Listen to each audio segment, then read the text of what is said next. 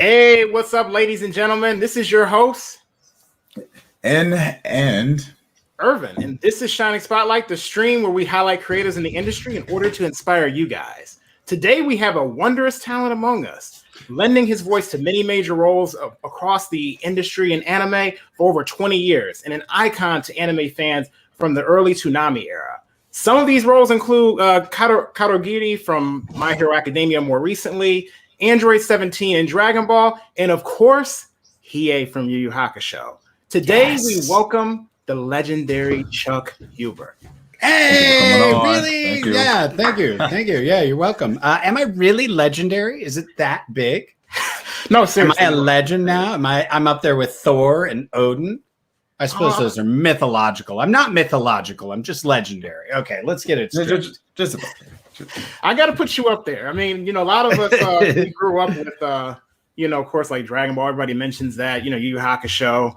I think that's a little bit more notable for me. And then there's many other roles that you've done, like in between there. Like you'll just be watching something and be like, I know that voice. And I'm like, we got to give you that status. You just have to say that. Okay, I'll take it. It's probably wise for me to take it. Oh, yeah.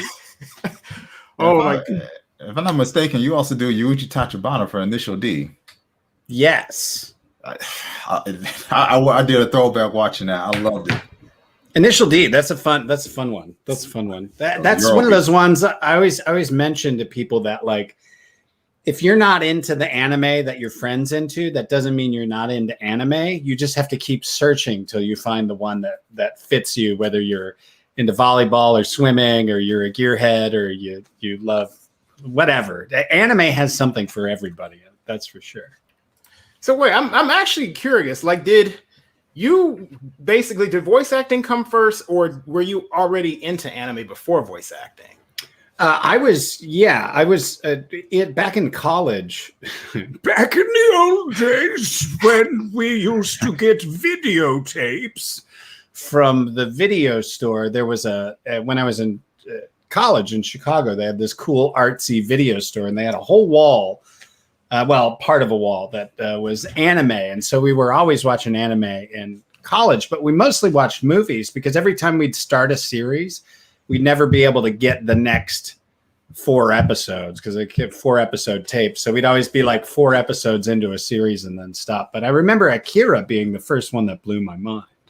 I feel like that's like, I hear that a lot from like a lot of the like the older school anime fans. Not trying to say like old school, like oh no, but you get what I'm saying. Like a lot of I'm old school. A lot of old school anime fans, I hear that like Akira is always the big thing, and of course, even for people who are in the manga. But I know back then it was like harder to get your hands on it, that sort of thing. Yeah.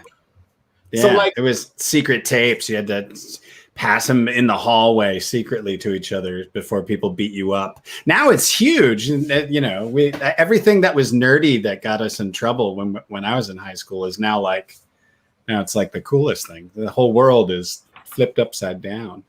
And the thing is with that though, like I feel like you've got to see a lot of this development, at least within the US, like, more from like a professional standpoint, in the anime industry, like growing, because like, again, like the Toonami era, you were a part of, a lot of those, guys and, women that were also a part of the Toonami era, being able to put that out there. So like when you first took on the role of, like, for example, Android 17, what were things like back then? Can you take us a little bit back on how things were? Gosh, like when I started doing anime, it was just for the money. It was purely for the money. And I thought it was some dude named Chris who was like trying to make an anime. I didn't know what he was doing. And it was DBZ. So if you're not familiar with the straight up sort of fighting anime, it can seem a little like, what is this? This really can't be popular, can it? And of course, it turned out to be incredibly popular. But at the time, I thought I literally thought it was like a dude who'd rented an office and was like, I'm gonna record your voices on my tape for me. But then they gave me a check, and so I was like, okay, I'll keep coming back. If you're gonna pay me, I'll do this all day long. But it wasn't. It wasn't until almost Like the first time I noticed it was popular was during Yu Hakusho. There might have been a moment during DBZ that they did some early merch stuff that made it into Target. And I remember seeing DBZ stuff in Target early on, being like, "Oh wow, that's cool. That's like product." Like we put something out pretty big now. yeah.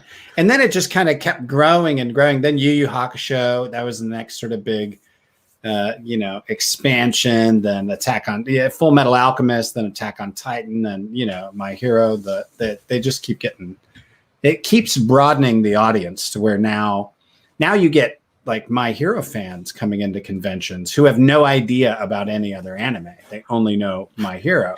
And then they come to a convention, they're like, "What? There's other ones?" And you're like, "Yeah, welcome to the club. Join us." Like an introduction. Real fun. Yeah. So, as far as like the pursuit of like getting involved with voice acting, what did you find interesting with voice acting versus like doing like more live action roles? Well, my first love and the thing I started off in was theater. I did theater in Chicago. I worked at the Steppenwolf and Goodman and Court, and had a theater company, Dog Boys in Chicago. And it was theater or die. That's all we were about. And then some TV and film stuff came along, and I liked those, but it was still always about the theater. And then I moved from Chicago to Dallas, Fort Worth, and started a theater company. And it was at one of those rehearsals that somebody told me about the DBZ audition. But going from theater to voice acting, I mean, voice acting is if you think about acting in terms of obstacles you have to sort of ignore to do the job well, voice acting is fairly straightforward. You're in the booth, you're doing it one line at a time. Probably the biggest downside to voice acting is that you don't get to fully immerse yourself in it until you watch it later. When you're acting, it's a very technical process to get and you get some lift into some of the scenes where there's some real moments happening as they're unfolding, and you feel like you're in the other world for a minute. But a lot of it's very just straightforward sort of technical stuff. It's more fun in some ways because you can do it in your flip-flops, and now we can do it from home, whereas like TV, film, and theater. I went to see a play before COVID hit, and my wife was like, "You should do a play." And I was like, "Did you see how hard they were working? That looks like a lot of work." They seemed really tired. I was like, I don't know if I could do that 6 nights a week again. And you basically putting your whole body into it and everything, Oh yeah. Theater's a workout. Theater takes it. It's tough. So like as far as like, I guess comparing like theater and like voice acting, do you feel as though, what would be the best word for it?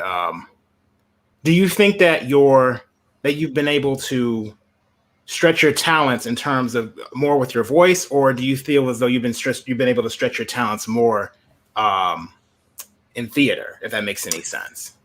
Theater definitely stretches you more than voice acting. Voice acting, theater, you're immersing in a whole script with an ensemble together working, every night in front of a live audience. You just get, when it comes to what you have, the challenges you face as an actor, and I just listed a bunch of them, but standing up in front of a live audience and delivering to them start to finish is markedly different than getting in the booth and doing some anime.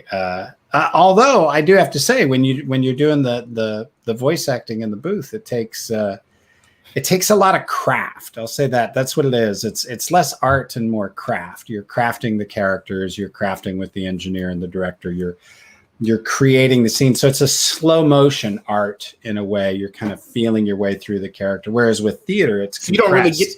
And I apologize. So basically, no. What you're saying is like you don't really get a chance to really see the character in action until afterwards, or do you actually get a chance to? Do you play like? For example, like they show you maybe how the Japanese voice actor might have done it? Do you get to see it that way, or no? Is it just, we're going to give you this script, just do it, and then we'll show you afterward how you did? Yeah, we do preview the Japanese actor first. We listen to the seiyu's performance, and that's what we don't imitate their performance, but we take inspiration from. We make sure we're honoring the what they did with the characters, so that we're not trying to imitate it, but we're trying to recreate it as best we can from our instrument. It's akin to, they wrote the song and now we're playing it on piano, whereas they played it on guitar. So it's still the same song. It's the same character. It's got to fit into the same world, but it's just going to sound different. It's coming through a different instrument with a different perspective, for sure. No, I follow. I think we got a lot. Well, actually, we've had a number of different questions that have rolled through. So definitely want to make sure we address these really quick before we get to everything else. First, we have a thumbs up from the Elite Ace. I also see a yo from PK Trainer 5 as well. Yeah. Then from Obey Anime, which is Luffy the Super Saiyan. I know him personally, that's why I say that. Hey, okay, Urban, I see what you're doing, Big King. Thank you. Okay, let's see here. PK Trainer 5, true. Okay. Can we get a Hiei quote? Dragon of the Darkness, flame! Oh my gosh, I love that. All right. Kuwabara is an idiot. What does it feel like to walk around in a haze of complete stupidity? I just have to say this, and I mean, this is something probably some people aren't even going to care, but this guy over here is going to care. It's funny that you say that with Kuwabara, because within our friend group, they try to call me Kuwabara, so it's I know I'm not going to hear the end of this. I'm going to hear it played off. So. It's all right. Kuwabara is lovable. He's got that lovable tank thing. He comes in and clutch. Okay, let's see here. We have OAW Entertainment, Larry. Greetings, gents. Greetings, chat. Greetings to Mr. Huber. Big fan here. I'm a small air conditioner. All right. It's a dumb joke. I'm super excited. Shay Baker. All right. Next one. Okay. Royal City. Are you able to tell us if they're going to do any more Dragon Ball Super or Dragon Ball Super Heroes dub version? As a matter of fact, I have right here on my phone the first. No, I don't. I can't tell you anything. What would I tell you? I'm not going to say anything, even if I knew. You haven't tell us. Did you guys get all excited? Oh, he's going to show us. I was like, oh shoot! I didn't think that was going to be the case at first, but yeah, no, I don't know anything. But it's got to, right? We got to do it. We got to do some more. Okay. They don't. Why would they stop there? They can make more money, right? They can just keep cranking them out, and the fans it's the love too, and it's the art. It's been going on for so long now that these characters are iconic. I remember there was a shift when Goku was in the Macy's Thanksgiving Day parade. That's it's like your grandma knowing who Goku is. You know what I mean? Like that's Mickey Mouse level, suddenly. Teardrop, for all the anime fans, we made it. We made it. We made it to Macy's. We made it to Macy's. Are we cool now? No. Yeah, are we good? Are we good? Oh, man. Let's see here. Let's do a couple more and then we'll get back to everything else. We got which character or scene did you like working in most in the series? Wow. Okay. Good question. Character or scene? Character, and this isn't just for you guys. Hiei is probably my favorite character. He's just got a great arc, and he's just a super badass. And the first time I ever went to a convention was I met Hiei fans. It was right during Yu Hakusho, so I had all these rabid Hiei fans and Yu fans.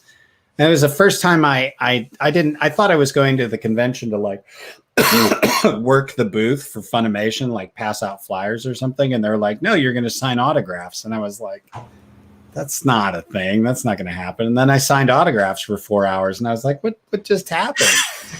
But so Hiei is my favorite. Android 17 and Dr. Stein, they're both right up there too. Android 17 especially, he's been a really good character to me. He's been very helpful to our family. But as far as favorite scene, there's when Android 17 says, look at me being all human. for his sacrifice play. Like that was Oh yeah, that was in brilliant. Super, right? Yeah, and Super. Okay. Yeah. Or when you meet Nina Alexander in Full Metal Alchemist and Shao Tucker's transform. Oh my gosh, That's a favorite. Classic. Let's see here. One more. All right. So many memories of translating manga and having the bad editors insist on literal translations, even when they sounded stilted and silly. Okay. Yeah. Let's see here. Okay, that was another one. Okay. One more question, actually. Let's get a question. What was your favorite character you did a voice for? Yeah, I just kind of answered that one. Hiei. Okay. All right. Okay. Let's see here. Now, next thing I kind of wanted to know was, as far as like, 'cause you did work doing like as a ADA. I'm sorry, I can't even say it. ADP, like a director. Like, what was the ADR director? Yeah, ADR. I'm sorry, ADR director. You got it. What was like the transition in getting involved in that part of the the industry, of course, because you did voiceover work first, but ADR is more or less, isn't that the actual dubbing process in terms of being able to set the audio and the director runs the show. He runs the studio. That he's got to make sure the engineers doing their job right. He's got to make sure the script writers are doing their job right. He's got to make sure the actors are doing their job right, and he's the one that everything funnels through. And if there's any mistake in the show, he gets all the heat for it, even if it was the writer or the actor or the engineer who did it. They typically give the director all the heat, and it's a very tedious job. I didn't do it for long for that reason. It's not well, it is a little tedious, but it takes a lot of focus. You have to remain very, very focused on all sorts of different things for a very long period of time, which I have a lot of children, and I couldn't focus that hard at my job and then come home and focus on all my kids. I was burnt. I was spent. So I couldn't do it for too long. And I applaud the directors who are able to do that for years and years. They must develop their craft of it really, really mightily. I see. So let me see here. Bear with me just for a moment here. My computer's acting up just a little bit. Oh, so I believe in your computer. What's your morning routine like? My morning routine? Okay. Yeah. So we get up and kids go to school. I usually make breakfast and then lunches to go with the kids. And then Jess takes the kids to school. And I do, I do push-ups for I teach classes. I teach online classes. And one of the things we focus on is habits, your habits of identity. Like, sorry. All good. Hold on. Sorry. My phone. It's disturbing everything. So we do these habits of identity, which is you start to create habits that make you feel like an actor, or habits that make you feel like you're moving towards a goal. And so I usually associate things. The term we use is subroutine. So like, I can't have my coffee in the morning until I do my push-ups. And actually I've switched from coffee and now I'm just drinking green tea. But I started by doing like, 5 or 10 push-ups per cup of coffee, because it was so easy. Like I couldn't not do that. Now I do like 50 per cup of coffee. So I'm rocking, lots of push-ups a day, usually 2 or 3 cups of coffee. And then I will do a cold plunge in the pool. I'll do a big walk, 2 or 3 mile walk. Try to get all there's another habit that we talk about in class, which is a French phrase called "eat the frog," which means you do the thing you least want to do first. So if there's something I'm dreading, I usually have I got a little whiteboard where I write down everything I have to do, and I always have the thing that I least want to do at the top of the list, and I try to hammer that out first, so that the rest of your day just flows really easy after that. You just knock out that thing you're dreading, just to pull that Band-Aid off and just get after it, and then everything else is great. So wow, actually, kind of going back to the work here. You're also a writer. That's if true. I'm not mistaken. You know, That's correct. Was it Arbor Day? Yeah, Arbor Day the Musical. Yes. Yeah. Tell me a little more about your experience with writing. With writing, I did the ADR script adapting for anime for years with Jamie Markey, and that's a puzzle. It's a mental puzzle trying to make the translation fit in the characters' mouths and the right number of flaps and make it all make sense and have the characters have different voices. The process of writing by myself, my own creation, I don't know. I seem to be I'm very sporadic with it. But once I do something, I kind of lock in on it for a while. I did Arbor Day the Musical, which was the world's best September 11th musical comedy. So it was a musical comedy about September 11th. Let's Roll and Rock was one of my favorite tunes from it. Firefighter Jesus was also very good. It was... It's one of those that makes you laugh and also go, oh, I can't believe we're laughing at this. And then I did my next big writing project was it's like a 14-page poem in iambic tetrameter. It's an adaptation of Snow White and Rose Red, and I worked on that for about 3 or 4 years. I seem to have some reason to write. I keep trying to write stories, just like come up with stories, but then I always set those aside. But when I have a purpose or a reason behind what I'm writing, it's much easier to write it. It's much easier for me to get up and do the job of putting my fingers to the keyboard. So in that respect, I'm a writer, but I don't think I could ever be a professional writer because they have to write whenever they're told to.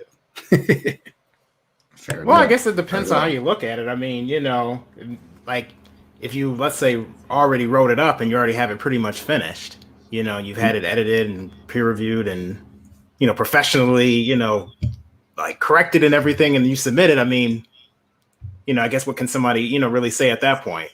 That's true. So I know you're kicking it back, chilling with the pandemic and everything going on. But do you have any plans as far as the convention scene goes, later this year, perhaps? Yeah, we had one out here in Midland. Yeah. There was a Comic-Con in Midland last weekend, 2 weekends ago, still socially distanced and all that stuff, but it felt, there were a couple of conventions that hung on like as everything was shutting down, and it just got weird, and they were just weird conventions. This one felt like the opposite, like we're about to swing up, and we're about to start having some regular convention time again, which I'm happy for, because that's been missing. That's been missing in the world. Do you feel like it was nice to and obviously, like no one was happy about the pandemic, but like, do you think it was nice to get a little bit of a break to like kind of like mellow out a little bit, chill? Or there's a lot of things that my wife and I talk about in terms of like positives that came out of the shutdown and the pandemic. Like number one is if you're sick, which we're terrible. Americans are we're terrible about like, oh, I'll just tough it out. No more, because you're just not going to come into work if you're sick. You're going to be like, nope, tap out. I'm not gonna go to work. I'm not going to go to that party. I'm not. People are going to take care of themselves more. We certainly got to do a lot more stuff around the house. We're doing a bunch of gardening and decorating, and Jess and I, my wife Jessica and I, we're homebodies anyway. We like if there's a party, like I think in 4 years, other than convention like VIP parties, which we did on the regular when we were doing the convention scene, but even those we would duck out of early. We'd be like, let's go have one drink, say hi to all the fans, and then we'll go to bed, because we're like, by 9 o'clock at night, we're like, it's over. But I think in 7 years, we've been to maybe 2 parties that went past midnight. So we don't go out anyway. So the pandemic's been really good for us, just because we enjoy being home. And now Jess works for an advertising agency, and she doesn't have to go into work all the time now. She can work from home. It's like a flexibility that wouldn't have been there before and now is expected. Like it changed the way the workforce is dealt with. Like we're still not there, but it definitely gave the workers a little bit more power to say, I'm sick, I can't come in, I'm sorry. Oh, yeah. don't get me started on that. Like people, I guess you could say unions, got the band together, just like, yeah, let's do this. But oh my gosh. For sure. There's too many rich people. There's too many really rich people. Oh, yeah. We just need to know they're not in castles anymore, so we can't go at them with our pitchforks and our torches. Their castles are, more widespread across the net, if anything. That's true. That's true. All right, round 2 to the comments. Let's see. Oh, man, anime, y'all doing the big things. Y'all on the horizon, bro. Hey, thanks, man. PK Trainer Fadi, Shiny Otaku Rising. Hey, we got the big dogs on here. You already know what it is. Royal City, haha. Royal City got me. I think they were responding to some of the comments we were saying before. Made my day. Do you think Shao Tucker wasn't evil but a desperate man? He was definitely both. I think he was both. I think desperation can turn you evil. It can make you do really, really bad things for sure. But Shao Tucker is one of those characters that people like. They hate me so much for him. They like. I think that moment, like anime was kind of for younger kids, and Full Metal is really skewed for an older audience, and I think that damaged. I think it traumatized a lot of 12-year-olds, like 11 to 12-year-olds, who had never had that level of like horror and disgust and sadness and sorrow. Just the sort of empty sorrow that comes from what did you do and you can't undo it, and it's not over. It's not like a death. It was like I don't know. It's like an abomination for sure. Like what? That's how they are, basically. Yeah, but I think it traumatized a lot. Like honestly traumatized people. And I felt my job at the table when people were traumatized was to help them integrate it by turning it into comedy. I used to have a little Nina Alexander plushie that I'd pull out from behind my sign and be like, Edward, kill me. And they would cry and fall to the ground or whatever. But we'd always laugh. It was always very funny. Oh my gosh. Oh, Bay Anime came in. If you could go back in time and relive an event where you were voice acting a character, which character would it be? Like if I could go back and relive the whole moment. Relive the moment. It's probably the last episode of Yu Hakusho. Justin Cook was directing, and he it was Hiei's last session, and we were getting down to his last lines, and you get 3 beeps, beep, beep, beep, and then you're supposed to go where the 4th beep is. And we have a monitor, and we have another monitor with the script on it.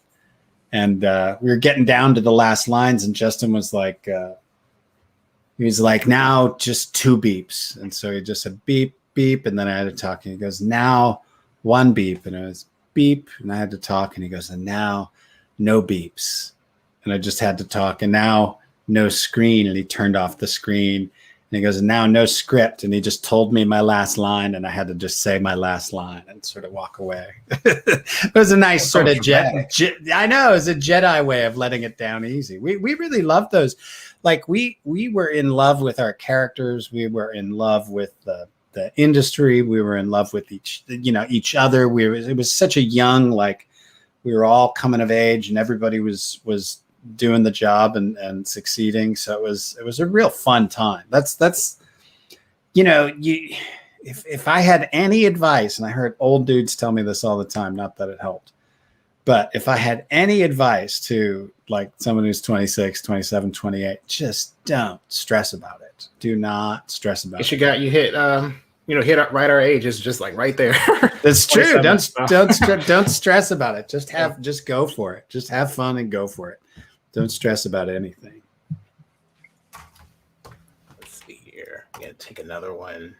What do you think voicing in DBZ versus DBS. I think they're trying to say. What was the difference? Yeah. What do you think about the voice acting in Dragon Ball Z versus Dragon Ball Super? Well, we definitely got better. We noticed we got better when we recorded Kai because we would hear the references and we'd be like, oh, that's terrible. Like, and not terrible. We were genuine and having fun, but it was so off the flaps and we were so sort of loose with the first DBZ. We were just goofing. And as it became Super, then it was very much, a big property, and you came in and you still goof around, but you goof around within a lot more sort of strong professional parameters. So the quality of the work in Super is definitely better. The sort of young, scrappy, do whatever you want to do in DBZ makes it the classic that it is, because you could tell the people making it were just having a blast. And don't get me wrong, we have a blast making Super, but it's a difference between, hanging out at a diner and going to like a fine restaurant. You hang out at the diner. Yeah. Yeah. Oh, you dress up a little nicer for the big, the fancy restaurant. You make sure you put your napkin in your lap. Diner, you may sneak your whiskey in, whatever.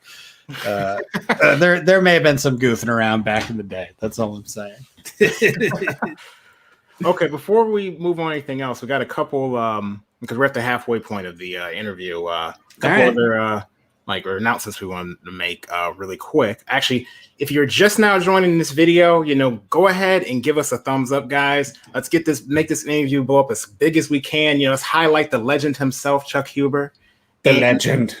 Also, we have there's a podcast that we think a lot of you guys should check out.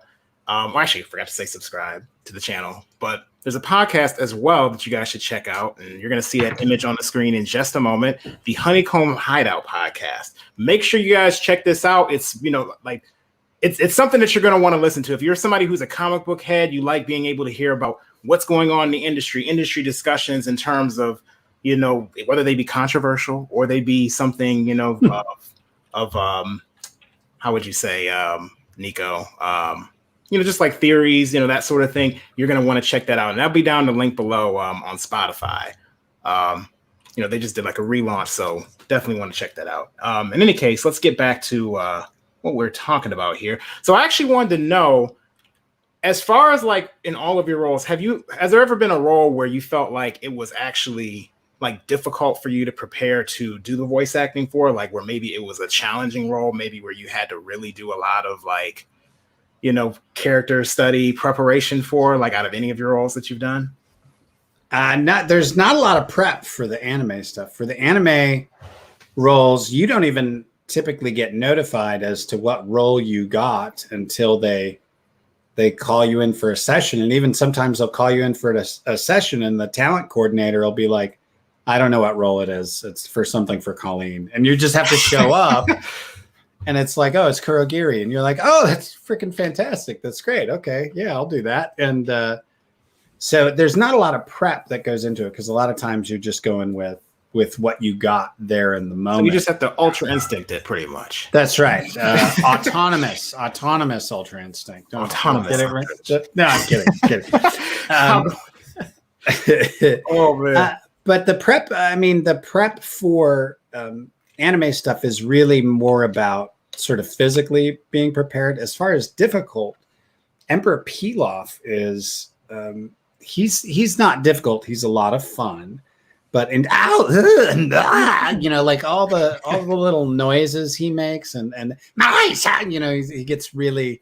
He's my favorite filler villain in Dragon Ball for sure, because and I mean I'm sorry, I just have to say it just because it was a time for Gohan to shine. I love like Gohan's character, so I'm just like, yeah, they were both. I'm like I have a special place for Emperor Pilaf.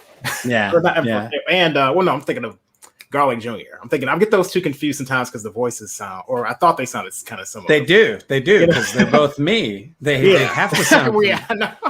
But I'm thinking of Garlic Jr. I always get I used to think like just like as a kid, I was thinking, are these characters related? Like I used to think that because I was like, they're both like kind of short, you know. I was like, they have the same voice. Yeah, you know.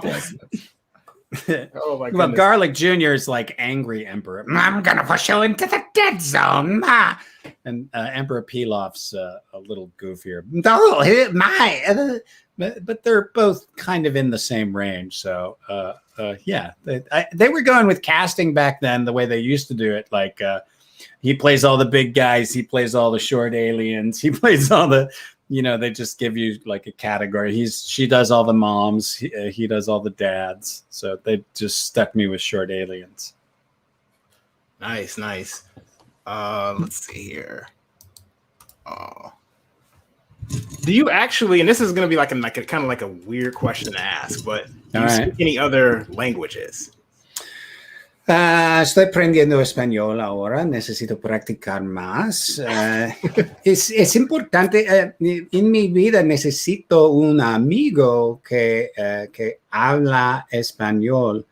Yo pienso que necesito un viaje en un coche con una persona solo hablando en español y entonces 10 horas en el viaje y hablando todo el tiempo en el coche es el manera perfecta para aprender el idioma en la coche. Yo pienso que es la mejor manera, sí.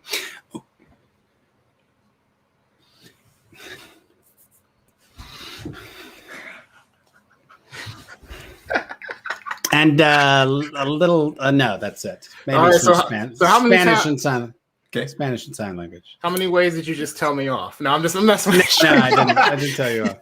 I'm messing with you, but oh my gosh, you know, like I wasn't sure. I was like, wow, okay, you know, but I guess that makes sense because you guys are like, you know, kind of like on the border of like you know, Mexico, you know. Yeah, no, it's true. There's a lot of opportunities to speak Spanish in Texas for sure. Although I haven't made use of a lot of, I really just picked it up because my daughter was learning it in high school, and I studied it for a while, but I kind of put more effort into it. And then COVID, and I was like, well, I should learn something so long as we're stuck at home, and so I chose Spanish. I'm still working. I got a long way to go. So could you actually see yourself like doing that, like, you know, voice acting wise, like doing maybe like a Spanish translation in the future?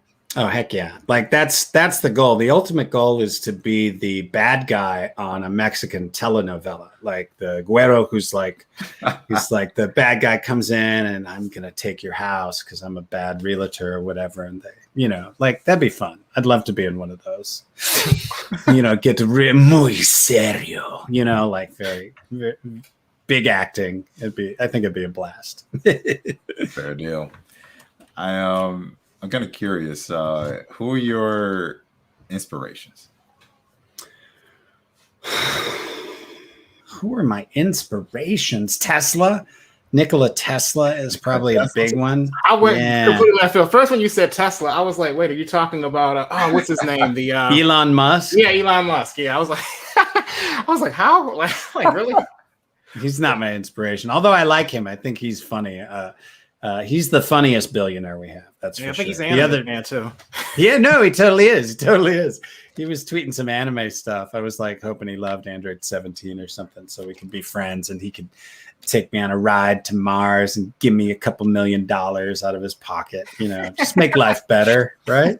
Just like, here you go. He was tweeting Dogecoin, you know, cryptocurrency. I'm big into cryptocurrency, and he was tweeting Dogecoin, and I was like, man, let me put a little something on there, and then it went boop, and I was like, thank you, Elon, thank you for making some money for me. I appreciate it. Oh my gosh, yeah, I'm like, you know, cryptocurrency and everything. I think, yeah, I've got into that. I'm like, I feel like that's like the thing right now. I'm just hoping that it holds up during, you know, once, you know, COVID is over. Sure. Is it ever really going to be over? Do you think they're going to keep controlling us this way for the rest of our lives? I feel like they went like this. They were like, and now we own all of this too. And everybody went, do we still have internet? And they were like, yes. Can we still get Amazon? Everyone's like, yes. And they're like, yeah, go ahead, have it. You know, everybody's like, go ahead. Whatever, Matt. I don't know. I think it may be this the COVID thing may actually be really, really good for the Earth. You look at like it just kind of settled everybody. It feels like the Earth got a timeout. Like we were behaving badly. Break. I'm thinking alien races, man. If some aliens show up or fake aliens, I don't care. Illuminati imagined aliens. I don't care which one. But the COVID show's stupid. We need the alien show soon. The COVID show hasn't been any fun. I remember somebody videotaped on I guess YouTube, it might have been, showing there was more animals out, while we were in the lockdown. It's true. It hasn't been bad for the Earth, that's for sure. Stuff. So I mean, going back to it, so Nikola Tesla, what that was so left field still, even Elon out of aside, why Nikola? What does fancied you about him? Well, I've loved him for a very long time. My grandma had this book of Ripley's Believe It or Not, and I think that's where I get all my sort of like fringe stuff that I love. As a little kid, I was looking, and there was a picture of Nikola Tesla in his Faraday cage with the lightning all around him, and I was like, "Who's that?" And my grandma told me about him and said, because my grandma worked for Bell Telephone at the time, and so she said he was a famous scientist, but he didn't get to be famous like the other famous people, and that always kind of bothered me. And then I read his autobiography, which is really fascinating. Talks about having a space in which he creates all his inventions, a sort of room that he goes to in his mind, and he tests them through cycles like the turbines and stuff in his imagination. So just a really powerful imagination. But like other things about him that I love, there's a dude who he had a contract with the dude, but if he made the dude own up to the contract, he would have ruined his life. So he tore up the contract. And then there's another time when someone stole one of his patents, was using his patent, and they were like, "Don't you want to prosecute him?" And he was like, "Nah, he's doing good work." It's like he's doing good work. We should just let him do good work. And I was like, that's the reason he's sort of obscure, but he was a genius. I believe that there are technologies that we don't have access to because it makes us a more compliant workforce. I don't think they would be able to keep us. Make your job easy. No, yeah, exactly, right. Free energy for everybody. We might sit around and just think about good thoughts and make our neighborhoods and the world. Yeah. Oh my God. The capital. I'm no socialist. I'm no communist. But I'm also no capitalist. I don't think this system of capitalist oligarchies with these like global control corporations that are people because of one stupid Citizens United Supreme Court ruling that made corporations the same as people. It's just like we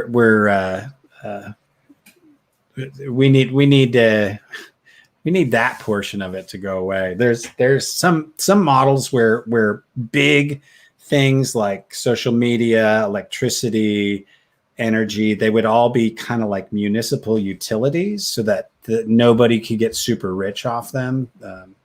And I like that sort of model, a distributionist model. Yeah. Huh. So go ahead. That's fine. So kind of digging a bit here, as far as your voice acting career is concerned, was there any influences that further pushed you in this career? Oh, voice acting. I one time directed Lucy Christian, and sorry, my cat wants in. I'm not going to let him in. I one time directed Lucy. We all want to see Oh wait, he wants out. He wants out, not in. Hold on, I got to let the cat out. What can I say? Cats get priority. They do. Oh, come here. You got to say hi first. Here, come say hi. Say hi. What's your cat's name? This is Trouble. I shouldn't have named him Trouble. I should have named him Gold Krugerrands, because he is trouble. A little bit. All right, I'm back. couldn't have the cat meowing at the door. So I directed Lucy Christian, and she was amazing in the booth and made me feel like I kind of plateaued in the booth. And then I saw her work and I was like, oh man, I can do better. She was just so clean and clear and relaxed about all of it. I typically have tension is my enemy when I'm acting. That's for sure. Interesting. So I have to ask this because this is like one of the biggest things I'm really curious about. Like, so you started a master class. Yes. Can you tell us a bit about that? And like, if someone's interested in getting involved with it, 'cause I think that's amazing, obviously, because it's like, who better to learn from? But like, how can they get involved with that? Like, if they want to learn, or they want to know about it, and how does that process go? You email me at fireflyworks@gmail.com, fireflyworks@gmail.com. And I send the information. But what we learn 3 dialects. We learn British, Irish, and Russian, or if it's the UK class, we learn American and New York. And we study a lot. I was talking about a little bit about it before, about the habits, the sort of psychological habits that you need, because it's a very difficult industry. It's not, success takes a long time, and you're usually piecing 2 different ways, or 3 or 4 or 5 different ways of making your ends meet. So you have to be flexible. And so we learn a lot in the class about how to deal with that, how to deal with the voice, not only your voice, but the voice inside your head as well, because that's the one that shapes your whole perspective, that gives you the reasons for feeling the way you feel on a moment by moment basis. And so we practice a lot of techniques to, manage that, take a hold of that, and put structures in place, because if you say you want something, like you want to do voice acting, you want to be an actor, you want to be a better actor, then it's a pretty simple process. But the biggest hurdle is that inertia that you feel not wanting to do something. And like, how do you work yourself to do the things that are difficult to start? How do you get that motion forward on a daily basis? And so we have a comfort challenge exercise where you force yourself into doing something uncomfortable, and you monitor your adrenal reaction before, during, and after, so you can feel like, because what happens to you as a performer is you are having an adrenal reaction on the level, and they've done scientific studies to test the stress level. Landing a jet aircraft on an aircraft carrier at night is the most stressful thing you can do. Second, right beneath that, is any form of talking in front of people. So any form of acting, public speaking is extremely adrenaline filled. And so being a good actor means learning how to manage those adrenal reactions, which happen all day long. Anxiety is just low level adrenal reactions dripping throughout your day. And everybody feels that anxiety. And that's partly because we're programmed for it now much more by the social media and things on the internet. Every click, every word, every like, every button, every sound that a website makes, it's all analyzed by teams and teams of scientists who get literally billions of dollars to figure out the best way to keep you on edge, to keep you fearful, to keep you always wanting the next scroll, the next swipe, the next click. Like we're being reprogrammed that way. And so a lot of what we do is sort of teach you as an artist how to undo that programming, to clean a good space for you to be able to control that, basically. Yeah, and discover yourself, discover your art, discover. So it sounds like it goes beyond just like, you basically being able to kind of practice, your acting, but it actually can help you in some ways of being able to manage your life, if I'm not mistaken. Well, 100%. Yeah. Because if you want to be an actor, you have to be self-assured. You got to be psychologically stable. You got to, all those things that go into it, other than the craft and skill. And we do a lot on the craft and skill. You memorize a monologue. There's a lot of voice actors, professional ones, who've never memorized text. They've only done voice acting. They just read it. And there is something qualitatively different in the brain scans of actors who are reading compared to actors who are expressing from memorized text. The brain scan of the actor from memorized text looks like a human having an experience, and the brain scans of the actors reading look like humans reading. So as the learning how to transfer what you learned through performing a monologue, which we do in class, you learn how to transfer that experience to the written text. So you're able to bring it to life a little more because your boundaries have been expanded. We always talk about expanding your boundaries, because if you want something different to happen in your life, you have to do different things, which by its very nature means expanding your boundaries.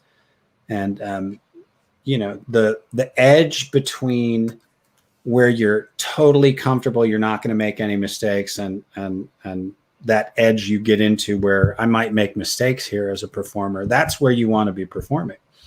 You want to be taking calculated risks to make yourself, the best performer you can be. Because as soon as you start resetting into places where you won't make mistakes, that's when your performances get stale.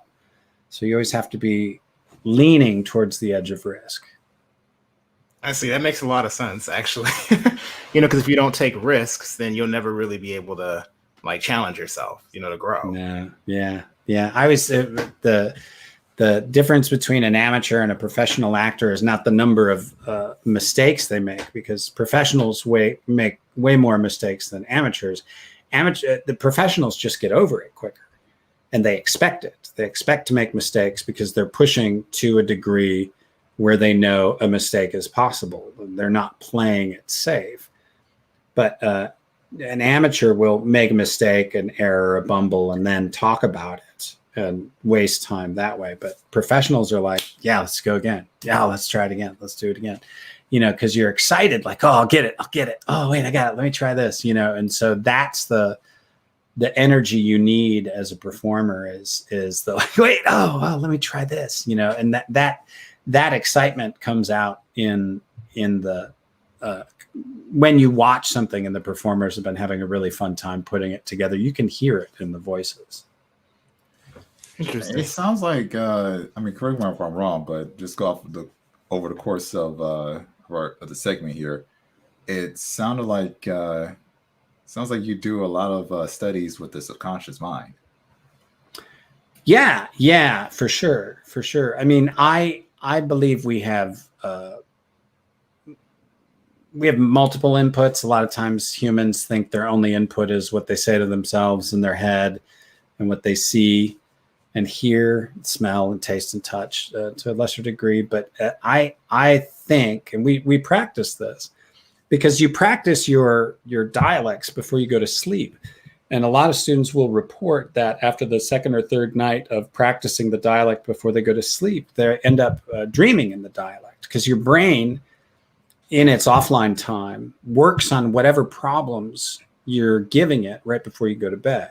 Sometimes it'll pull from deeper in your day, and this was a scientific study too. So I am lazy. I'm incredibly lazy, and I like to appear like I'm doing more work than I am. So I ask the students to do that before they go to bed.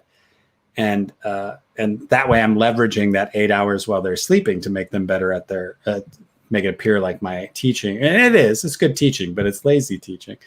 And then when you wake up in the morning, and this is something I've noticed, is that you have the voice you talk to yourself inside your head. And it's, I think it was someone on the Tim Ferriss show. It might've been Naval Ravikant. He said, the person talking to you inside your head, if they were personified in real life sitting on the couch, you'd be like, that is the shittiest roommate I've ever had in my life. All he does is talk shit about me and question me and belittle me, because that's what you do inside your head. You'd be like, get this guy out of here. I don't need him there. And when you wake up in the morning, if you don't do this, and that's the other thing, one of the agreements that we do during class is that you will plug your phone in, preferably out of the room or at least across the room, so that you're not doing this until you fall asleep and then wake up and go, oh, and instantly start scrolling. We instantly give all our attention to these billionaires. But if you but if you take the time in the morning to listen to what your brain wants to tell you, it's a massive supercomputer. It's been working all night. It'll give you information that you don't normally give it the space to communicate. So we practice guarding just those bookends right before you go to bed and right when you wake up. Make those golden times, magic times, where you're going to really start to put some distance between you and the control mechanisms. Really give your and you hear in the morning, you'll hear that's the voice I want to be listening to. And consequently, it gets stronger because the voice we use inside our head, a lot of that's scripts, a lot of it's literal scripts we were given as children. You will have an experience and words someone said to you will be imprinted in your head forever without your knowledge. The way I do multi-step multiplication is it's quotes my older brother Mike gave to me. I can hear myself as I'm doing. I can hear his voice. His voice is how I do long division. They did a study with mothers and children, and had the mothers teach the children how to do puzzles, and brought the kids back in 15 years later and had them do puzzles and asked them to quote what they were thinking while they were doing the puzzles. And they were thinking exact quotes from 15 years earlier that their mothers had given them. So we're walking around with a script inside our head that well-intentioned most of the time, parents, brothers, sisters, friends at school, they do the best they can to be good humans most of the time, most people. But there's plenty of other people who are really horrible, and they're giving you their really horrible script they got from their father, who got it from their father, got it from their father. And it's, why are you so stupid? And you're like, why am I so stupid? And then for 20 years, 30 years, you can't figure out why you're so stupid. And it's like, well, stop asking the question. Cut that line, man. You don't need that in your script. So we talk about being the author of your perspective, the author of your thoughts. And consequently, that feeds into the acting, because you start to see the characters from, what scripts are running in their head. What are they thinking as they're defending, rationalizing, trying to figure out, overcoming, where are their tactics coming from? It's in that self-exploration, because Martin Scorsese says the most personal is the most creative. So if you are being absolutely honest in yourself, that's the pinnacle of performance, and getting to who that is, and sort of removing all those blocks that are keeping you from seeing and being okay with exactly who you are. Then that's the job of the performer. That's the job of the artist. I feel like you would help me in some ways that I need help right now with some of my creative endeavors. That's what we do in class, man. That's we get people working. That was in that stuff. I'm gonna have to definitely talk to you about in your class. Sure, yeah. But let's actually we went a bit over. Well, actually, there's a couple of things we want to do. I want to get through a few more of these questions really quick. So we're going to do it like rapid fire, and then we have a final question for you. All right. All right. Nico, where did we leave off? You talking about questions in the comment section? Okay. Yeah. So if you like, we can do just a few of these questions, or if you feel up to it, you can give 2 sentences or less answers. How you want to play it? I don't know. I'm confused. What am I doing? The comment section has a bunch of questions. We could either do just 3 of them, or you could try to rapid fire them. I'll rapid fire them. How many we got? I can answer quick.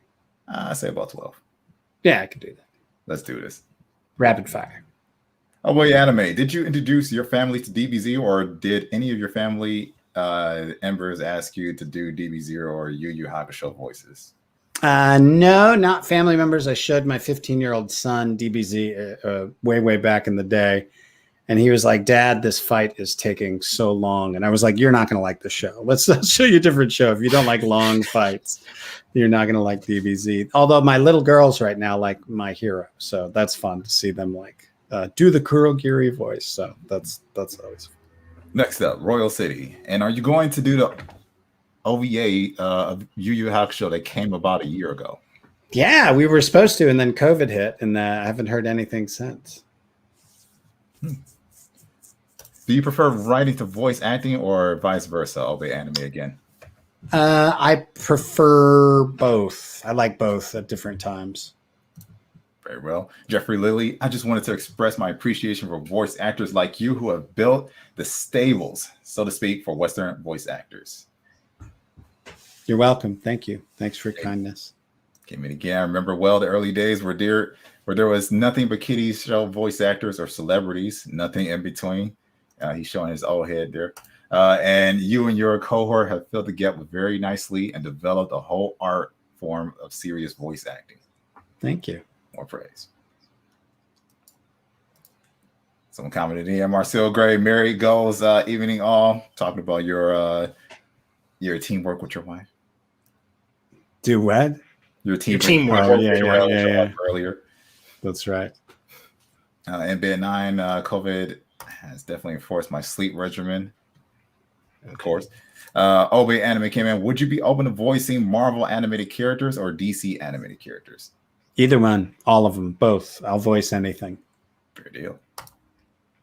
What did you enjoy more, voicing in DBZ or Yu Hakusho? We already answered that one. Yeah, pretty much. Let me see. Go on to Beast. You already know what it is. Let's see. They please Sift through. Is that all the questions? We have a lot more comments. Just more comments. All right, we'll roll through 2 more comments here. ORW Entertainment. I still hear those darn multiplication table songs that my mom played for me when I was young every darn time. I do mental math now. That's right. That's right. Che Kent commented in. That's my goal, to bring the arts in with the education. Very inspirational. I did that for years. Arts and education. That was my thing. There was a new comment here, or a new person here. Thank you for coming in, Super Savage Spirit. Amazing work with Hiei, one of my favorite characters of all time. And we'll wrap it up there with the comments. All right. So here's our final question for you. We ask everyone this. What is your end game? And I'm going to elaborate on it a little bit further because I know this probably sounds a little weird to say. Basically, at the end of your, voice acting career, or, maybe you never plan on, being done with, I'm not even just say voice acting, I'm just say acting, period. Sure. What is your actual end game? What do you want to see come about when you look at your career as a whole? I'm pretty satisfied with my career. I'm pretty satisfied with it. I did a good job. Acting is important. It's important for people to act. I may have 1 or 2 more. I may have another movie. I do have a Tesla one-man show that I've been working on for a couple years. It'll probably take me another 3 years to write it all out. It's part magic, part metaphysical, part historical. But I don't know. I would.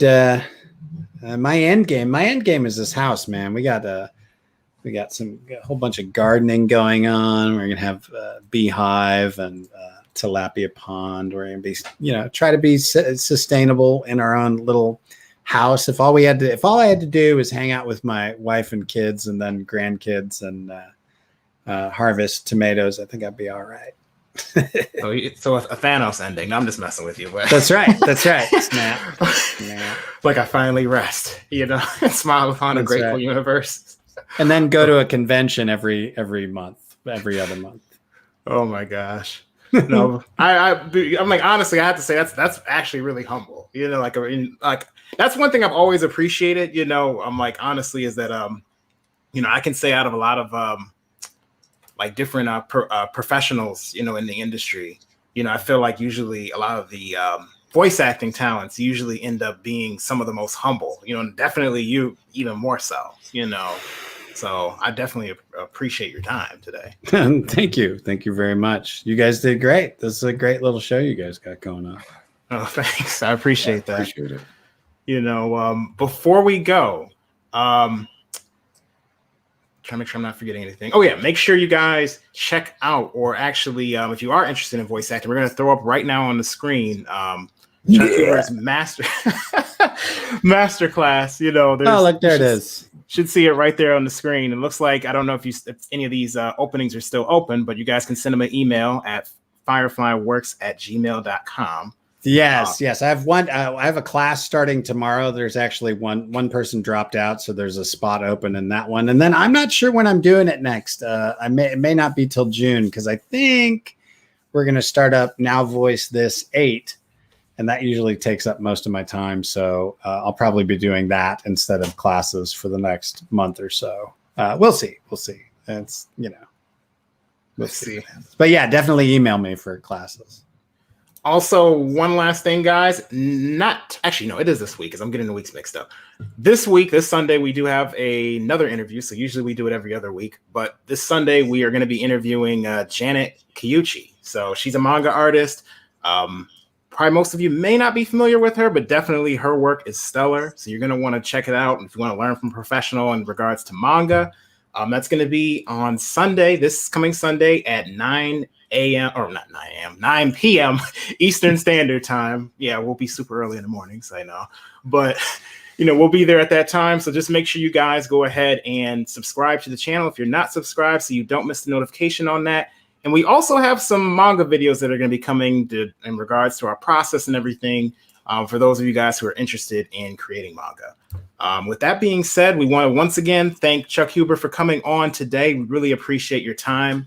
Again, we've been sitting in front of a legend today, and for many of us, especially those who grew up during the Tsunami era, it's very weird feeling, like sometimes.